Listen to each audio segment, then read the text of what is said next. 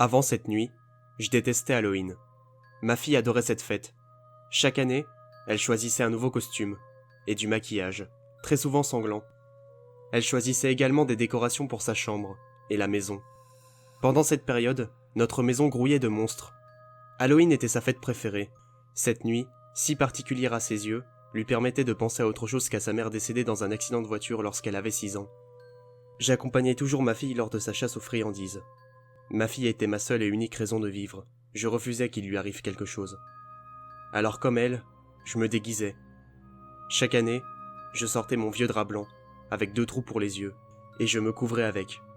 J'étais ridicule, et beaucoup d'enfants se moquaient de mon déguisement. Même les parents pouffaient de rire en me voyant arriver. Mais je m'en fichais. Je faisais ça pour ma fille. Je pouvais pas la laisser seule dans les rues, avec un voisinage aussi malveillant. Nous étions soi-disant les pouilleux du quartier. Lorsque nous avons emménagé dans ce quartier plutôt riche, moi et ma femme n'avions pas grand-chose.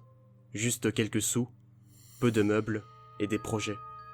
Notre maison était la plus petite et la plus laide du quartier. Mais on s'en fichait. En revanche, nos voisins, qui possédaient une imposante maison, ne se gênaient pas pour nous critiquer et faire circuler des rumeurs à notre sujet. Dans la rue, les gens nous dévisageaient et changeaient de trottoir, afin de nous éviter. Notre fille se faisait harceler à l'école.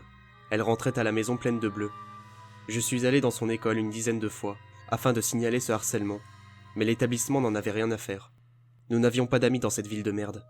Ma fille restait constamment seule, et se contentait de ratisser la pelouse pour s'occuper. Puis ma femme a eu cet accident, et elle est morte. J'ai sombré en dépression. Je me suis mis en arrêt maladie, et j'ai commencé à boire. L'alcool était le seul moyen de m'évader de cette vie de merde. Je restais enfermé à la maison, et ma fille ratait l'école. Je suis resté dépendant à l'alcool pendant de nombreux mois. Ma fille faisait tout elle-même. Elle se lavait, s'habillait, cuisinait et faisait le ménage à ma place. Un jour, en la voyant pleurer dans sa chambre, j'ai compris que j'étais un poids pour elle, et qu'elle n'avait pas à subir tout ça. Alors je l'ai enlacée, et depuis ce jour, j'ai arrêté de boire. Je lui préparais ses vêtements et son petit déjeuner. Je la douchais et lui faisais faire de nombreuses activités. En revanche, elle se faisait toujours harceler à l'école, et nos relations avec les voisins étaient de pire en pire. L'année dernière, je n'ai pas pu venir avec elle pour la chasse aux friandises. J'étais de nuit à l'usine. Ma fille était déçue, c'était notre rituel, mais je lui ai chuchoté dans l'oreille qu'elle allait être beaucoup plus effrayante sans moi, et qu'elle allait pouvoir ramener encore plus de butin. C'était une grande fille, elle approchait des 12 ans. Ma nuit s'était très bien passée, et j'avais hâte de rentrer à la maison. Mais en arrivant devant chez moi, j'ai remarqué tout un tas de gyrophares allumés. J'ai stoppé la voiture dans l'allée, et me suis précipité auprès des policiers.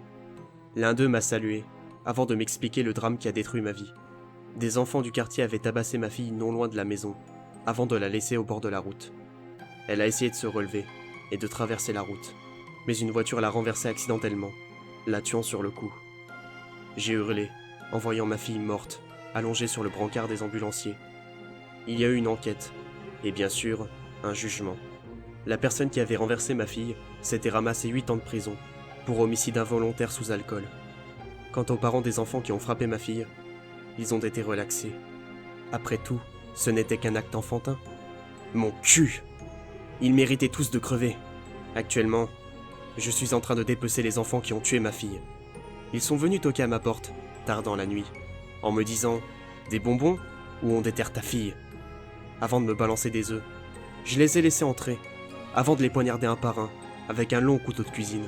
Les petits cons ont essayé de se sauver, mais j'ai pris soin de condamner toutes les issues. Ils m'ont supplié, et ont beaucoup pleuré, mais je n'ai eu aucune pitié. J'en ai démembré certains, et décapité d'autres. Ils gisent tous dans ma cave. Je m'amuse à faire des chimères avec leurs membres depuis tout à l'heure, et je fabrique de la déco avec leurs organes, des serpentins avec leurs intestins, des supports bougies avec leur cœur, et j'en passe. Une fois que tout sera prêt, j'irai accrocher leurs tripes au mur de leur maison, j'accrocherai leur tête à leur porte, et je déposerai le reste des organes juste devant, avant de sonner. Puis j'attendrai que les parents viennent ouvrir, afin de me charger de leur cas. Ils vont adorer. Franchement, Halloween, c'est mortel.